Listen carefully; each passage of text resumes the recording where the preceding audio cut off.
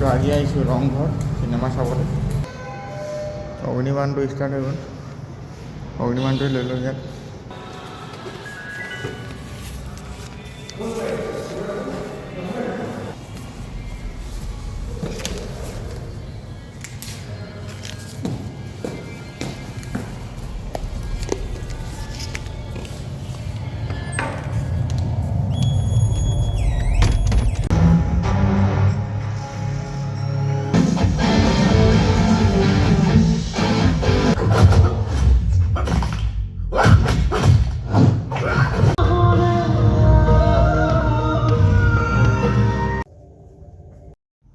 কিবা খাবলৈ লৈ লৈছোঁ, চিপছ আৰু পানী।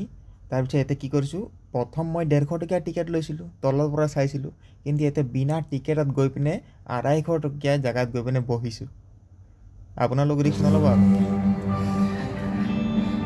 জনমে জনমে তুমি মোৰ